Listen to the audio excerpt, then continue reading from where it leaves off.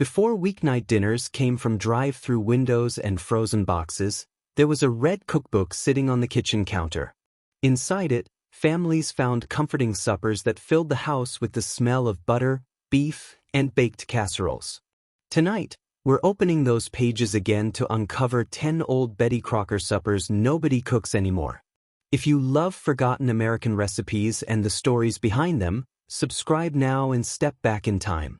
These dishes once gathered families around laminate tables, beneath humming kitchen lights, where simple ingredients meant everything. Let's remember flavors, thrift, and magic of old mid-century supper. Chicken a la king on toast. In the 1950s, few suppers felt as elegant or as dependable as chicken a la king. Popularized through the pages of mid-century editions of Betty Crocker's picture cookbook, this creamy creation promised homemakers something special without requiring rare ingredients. It sounded regal, almost European, yet it was built from leftovers. Diced cooked chicken was folded into a velvety sauce of butter, flour, milk, and chicken broth. Bright pimentos added color. Sweet green peas brought softness. Everything simmered together until thick and glossy, then was ladled generously over crisp toast points or flaky pastry shells. In many homes, the smell of that bubbling sauce meant comfort after a long day. Chicken a la king became especially popular in post-war America. It was practical, perfect for stretching Sunday's roast chicken into Monday's supper. It felt refined enough for guests but simple enough for a weeknight.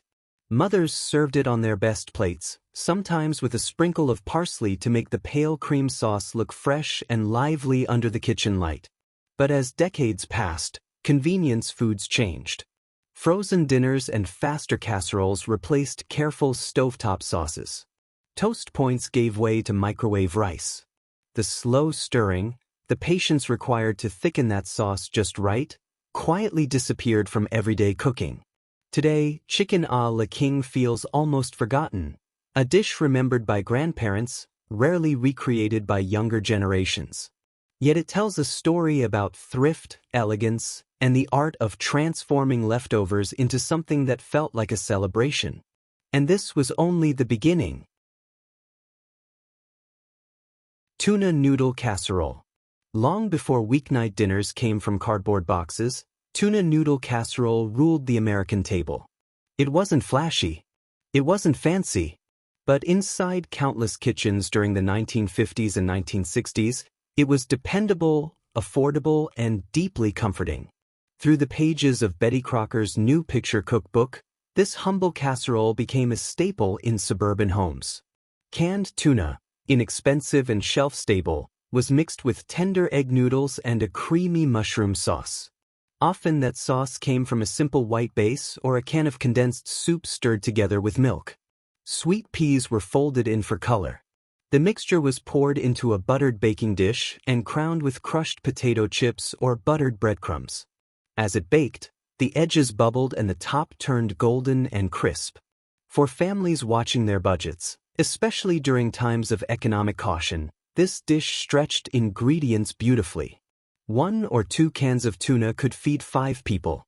It required no special skills, just stirring, layering, and patience while it baked in the oven. Children recognized its smell instantly, warm, creamy, and faintly briny. But tastes began to change. By the late 1970s and 1980s, casseroles like this were labeled outdated. Fresh cuisine trends replaced canned soups. Low-fat movements discouraged creamy sauces. Tuna noodle casseroles slowly slipped from weekly rotation. Yet for many Americans, it remains a symbol of reliability, a dish served on patterned plates, eaten under the soft hum of a kitchen fan, while families talked about school, work, and the ordinary details of daily life. Simple, filling, nearly forgotten. Swiss steak. There was a time when tougher cuts of beef weren't avoided, they were transformed. Swiss steak was one of those resourceful suppers that turned an inexpensive round steak into something tender, rich, and deeply satisfying. Featured in mid-century editions of Betty Crocker's picture cookbook, It taught home cooks how patience could create magic. Despite its name, Swiss steak had nothing to do with Switzerland. The term Swissing referred to the process of tenderizing meat by pounding or rolling it. Round steak was dredged in flour, browned in a heavy skillet, then slowly braised with onions, tomatoes, and green peppers. Sometimes carrots or celery joined the pot. Once covered and simmered gently, the meat softened over time, soaking up the tangy tomato gravy. The aroma alone told you it was nearly ready, savory beef mingling with sweet onions and slow-cooked tomatoes. It was often served over mashed potatoes or alongside buttered green beans. This was not fast food. It required steady heat and an hour or more of gentle cooking. But the reward was fork-tender slices of beef in a thick, rustic sauce. Swiss steak thrived in an era when families valued thrift and technique. Homemakers knew how to stretch less expensive ingredients without sacrificing flavor. Meals were built around what was practical, not trendy. As convenience foods grew popular, long braising times felt outdated. Busy schedules replaced slow stovetops. Tougher cuts of meat were overlooked in favor of quick cooking options. Today, Swiss steak feels like a relic of a slower kitchen, a reminder that some of the best suppers weren't rushed. They were coaxed into tenderness, one simmer at a time. Ham and scalloped potatoes.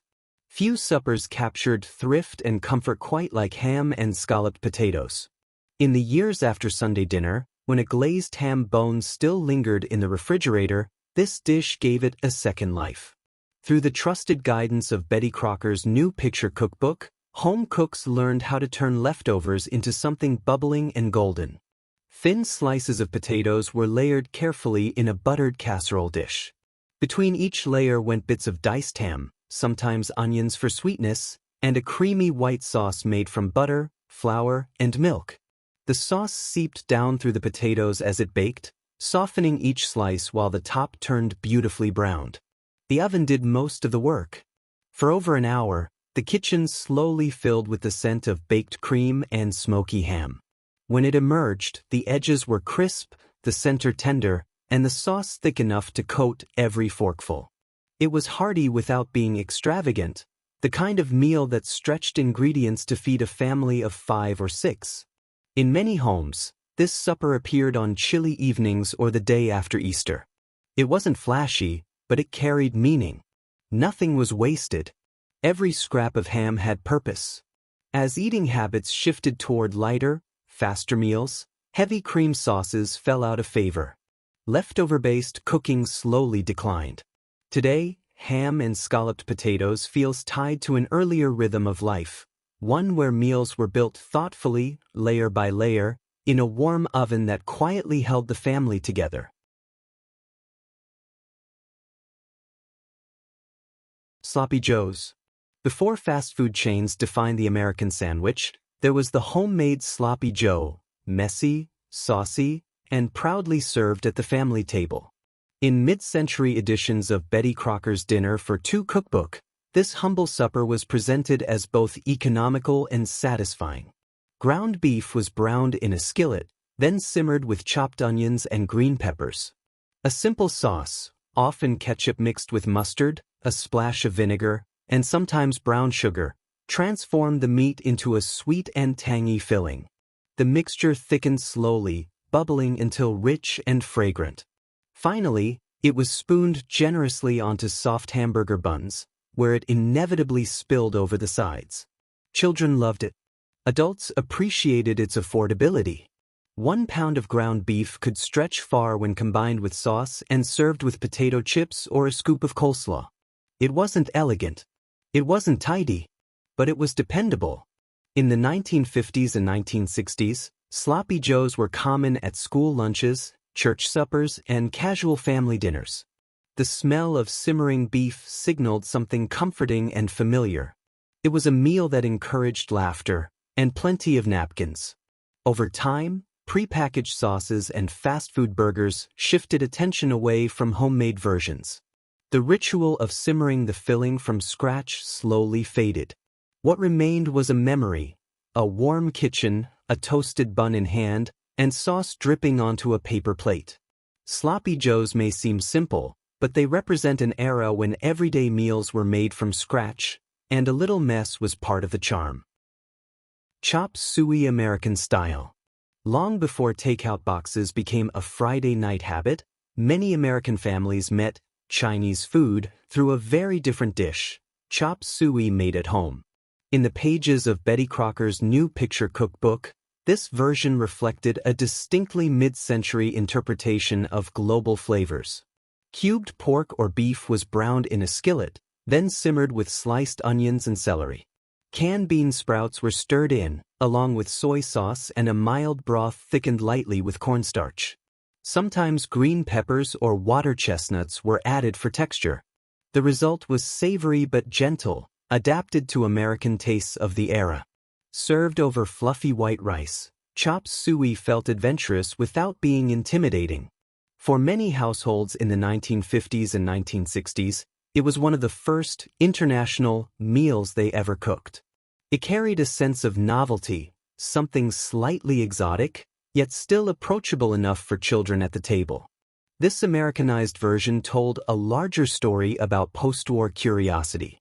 Families were beginning to explore flavors beyond their own traditions, even if those flavors were softened and simplified. Chop suey symbolized both openness and adaptation. As authentic regional cuisines became more accessible and takeout restaurants flourished, homemade chop suey lost its place. Canned bean sprouts and mild sauces couldn't compete with vibrant stir-fries or restaurant specialties. Today, this once modern supper feels like a snapshot of its time, a dish that bridged cultures in a modest kitchen under warm lights, with steam rising gently from a bowl of rice. Meatloaf with tomato glaze. Few suppers defined mid-century America more than meatloaf. It appeared reliably in kitchens across the country, shaped by hand and baked in a simple loaf pan. In editions of Betty Crocker's picture cookbook, meatloaf was presented not as plain fare, but as a dependable centerpiece worthy of pride. Ground beef was mixed with breadcrumbs, finely chopped onion, milk, and an egg to bind everything together. Some cooks added a splash of Worcestershire sauce or a pinch of sage.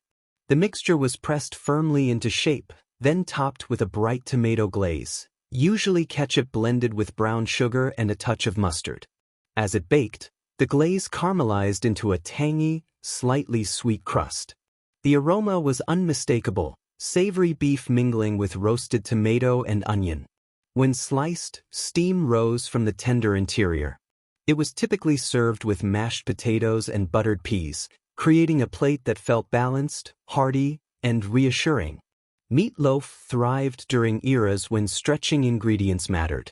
Breadcrumbs extended the beef. Leftover slices made perfect sandwiches the next day. It was economical without feeling like a compromise.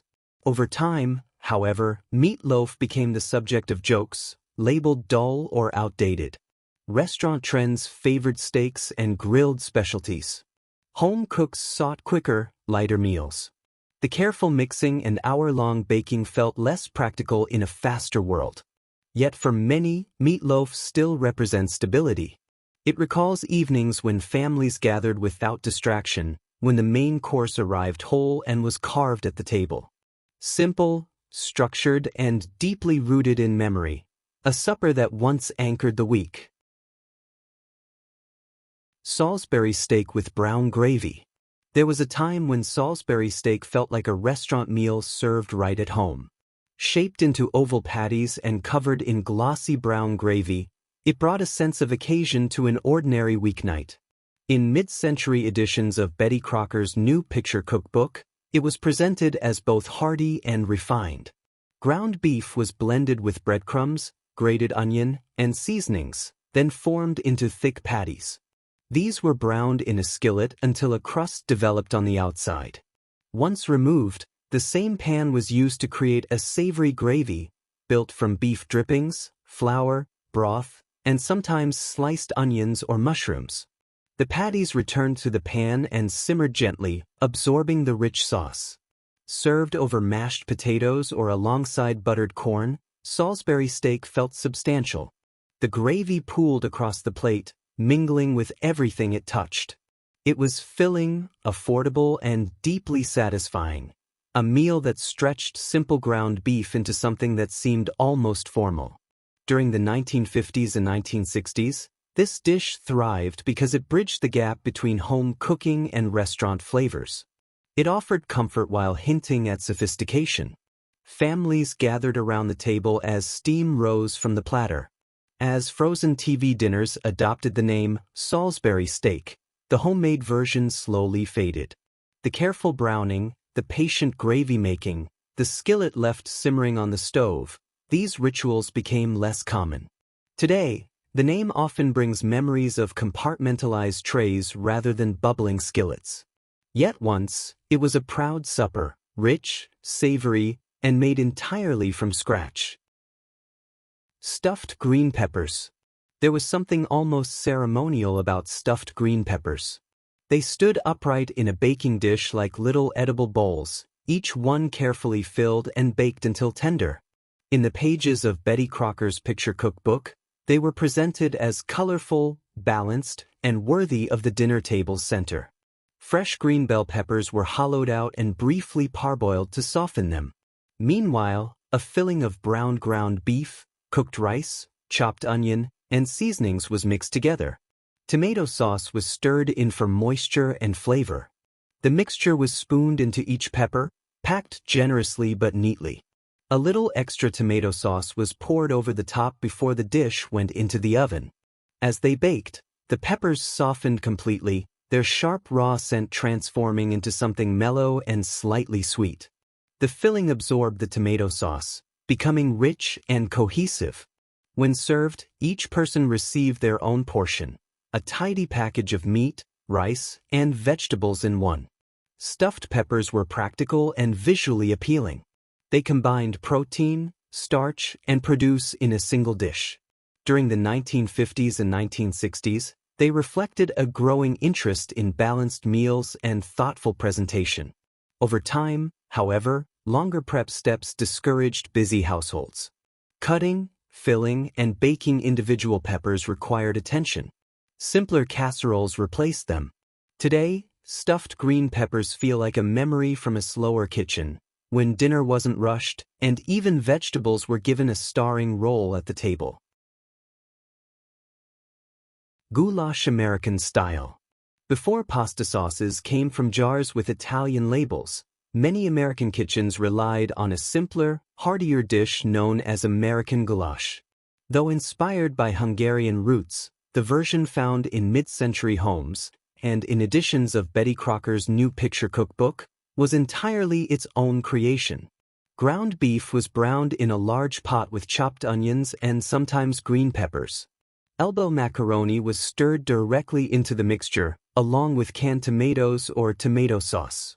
A splash of Worcestershire sauce, a pinch of paprika, and salt and pepper completed the seasoning. Everything simmered together until the pasta softened and absorbed the savory tomato broth. Unlike baked casseroles, American goulash was made in one pot. It was practical, filling, and designed to stretch ingredients. The macaroni expanded the beef, creating a generous portion that could feed a growing family.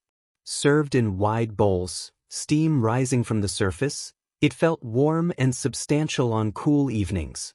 During the 1950s and 1960s, dishes like this reflected efficiency. Homemakers needed meals that were affordable and uncomplicated. Goulash delivered comfort without ceremony. As culinary tastes evolved and global cuisine became more authentic and specialized, this Americanized version faded into the background. It was replaced by pasta dishes with distinct regional identities and fresher ingredients. Yet for many, American goulash remains tied to childhood memories. A simple pot simmering on the stove, wooden spoon resting nearby, and the promise of a second helping waiting in the kitchen. These suppers filled American kitchens with warmth, thrift, and quiet pride. They weren't flashy, but they carried families through ordinary evenings that now feel extraordinary in memory. From bubbling casseroles to skillet gravies, each dish told a story about patience, resourcefulness, and gathering around one table. If these forgotten Betty Crocker suppers stirred something familiar in you, stay with America's Lost Recipes for more flavors from the past. There's still so much waiting inside those worn cookbook pages. Until next time, keep the oven warm and the memories closer than ever.